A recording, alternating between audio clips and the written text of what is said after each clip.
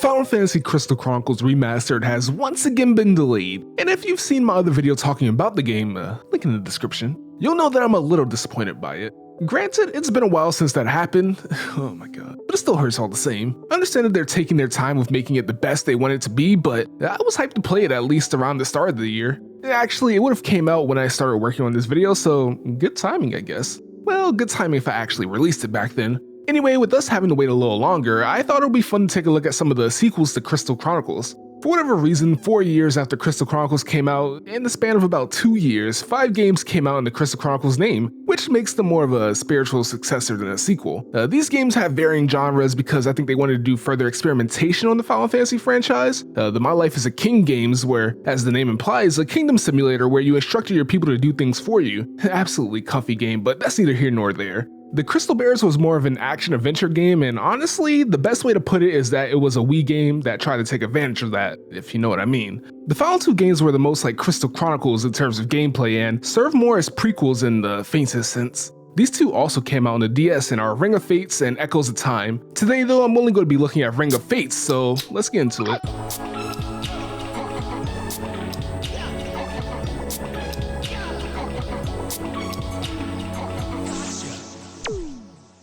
Okay, wait, before I get into it, I should explain what I mean when I say it's a prequel.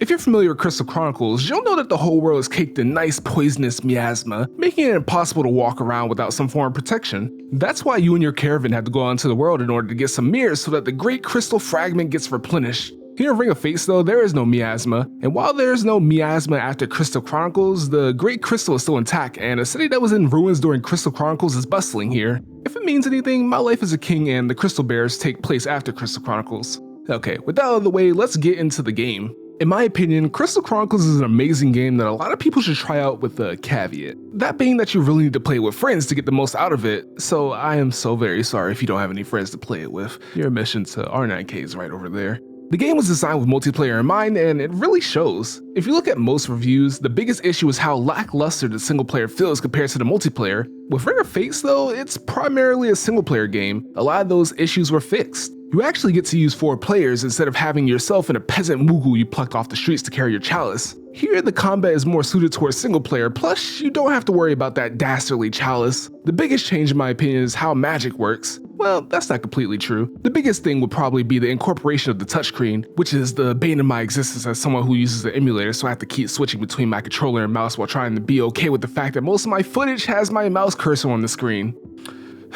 At least I don't have one of those anime mouse cursors from the mid-2000s. Anyway, with the touchscreen, you switch characters, use the racial abilities, see item descriptions, and use magic. Now, back to magic. There's still the Magicite ring to aim your magic, and you can still combine your magic together, just differently. There are 2 ways to do it. The first way, and my favorite way, is by locking the ring in place so that you can put more rings onto it. The other way is by holding your magic and then tapping another player's portrait and they will cast their magic onto yours. Also, magic is more of a consumable along with potions and ethers, as opposed to the way it was in Crystal Chronicles where you pick it up in a dungeon with its unlimited uses, and when you leave the dungeon it disappears. Well, unless you got a Magicite ring. Here it persists throughout, but it doesn't really matter because they are dirt cheap to buy and they have a liberal drop rate in general, so you can just beat on some defenseless enemies and get it that way. I believe it's like that because there are some puzzles that require different magic, and the devs didn't want you getting hard stuck or being forced to grind out for some magic.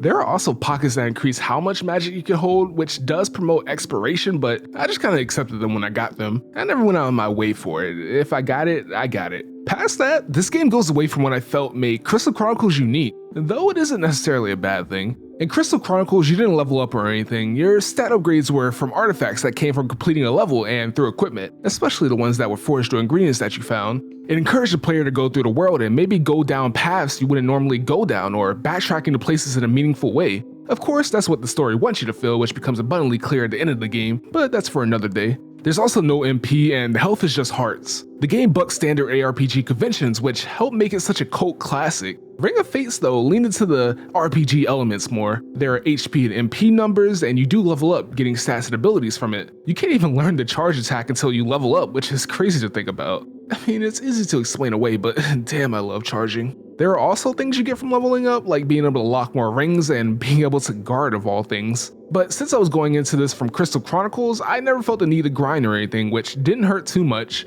And while this doesn't sound too good, there is one thing I think this game does better, and that's the dungeons themselves. Not necessarily that they are better designed, but because I had more fun going through them, and it's solely because of one thing: the ability to pick up just about anything and stack it. There's a lot of verticality and gaps and such that are littered throughout the dungeons. Going through the game, I was never sure what the intended method was to get through an area, because whenever I got even the inkling of a chance, I would stack whatever I could to make jumps I normally couldn't make. I'm talking drops from enemies, chests on the ground, my own allies, and if I was extra desperate, I would just pop out whatever was in my touchscreen inventory. I don't know what it is, but there's something about feeling like I circumvented the established strategy, even if I didn't, that makes me feel extremely big brain. No more working out at the gym for me, only at the library from now on. It gives more flexibility when tackling a dungeon that makes the player feel like they have more freedom, even if it isn't there, and it's a thing I love in games if you couldn't tell. Of course, there are some sections you can only do one way, and it has everything to do with the differences in races. There are still 4 races in the game, and Ring of Fates does more than what Crystal Chronicles did to differentiate them. In addition to having different base stats and growths, they also gave each race a racial ability and level up rewards. For the level rewards, they might get the same thing, but they unlock at different times, and there are stat gains that are different from each other.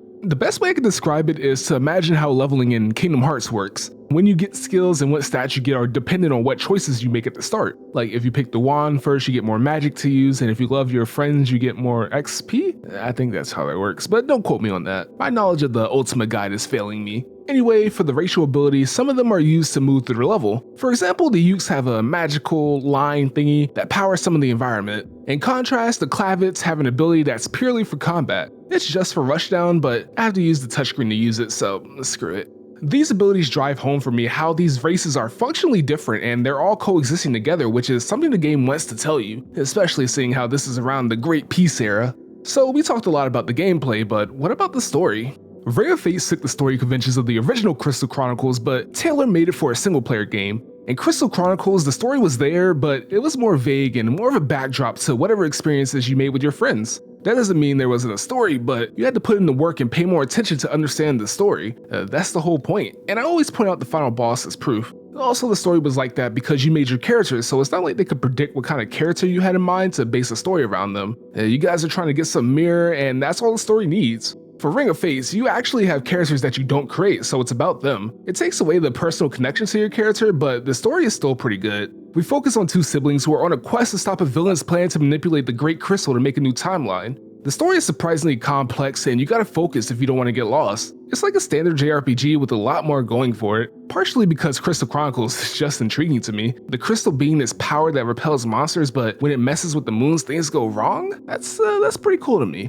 The story also harbors a lot of tragedy. There's a lot of loss and sacrifices going on, and it all leads to a bittersweet ending. Or at least that's the way I saw it. Like, they won in the end, but it doesn't erase all the awfulness the main characters went through. I wish there was a sequel that delved into the impact that the game had, but one jumps so far into the future, and the other one feels more like a tacked-on multiplayer mode. This is a Crystal Chronicles game, so of course there is some way to play multiplayer. This mode plays a lot more like the original game where you make your own character and do some stuff. The story of this mode is that your character is a resident, I think, of the main city of the game, and you have to drive back the monsters invading so that the people can start coming back. The power of the crystal is waning, and you gotta do your best to offset it. You'll take quests and dive in dungeons, and that's about it. There's no big story, though this does take place after the main game. The biggest thing you'll get is the little Easter eggs from different NPCs, but past that, there's not much to talk about. Funny enough, in this game, the multiplayer is whatever, while the single player absolutely carries it. I remember buying the game when I was younger to play multiplayer with my brother, but ended up playing the story mode a lot more. Overall, I think this is a very good game and a worthy successor to Crystal Chronicles. So if you're hankering for something like Crystal Chronicles, this is the perfect game. If not, well, it's still a fun ARPG with a good story. If you enjoyed the video, be sure to like and subscribe, it helps a lot. And leave a comment if you want to see more of the Crystal Chronicle games. There's still the other DS games and all those spin-offs I talked about at the start of the video. Also, sorry, the vids have been a little bit more sporadic than usual. We're going to try to get back to more consistent videos in the future. We've also been getting a good amount of subs lately, so I just want to thank all of you who have been watching. Next up, we have a video about the SpongeBob PC games. I actually got the first one to work, so that's cool. But before you go messing with the Great Crystals, have a good day.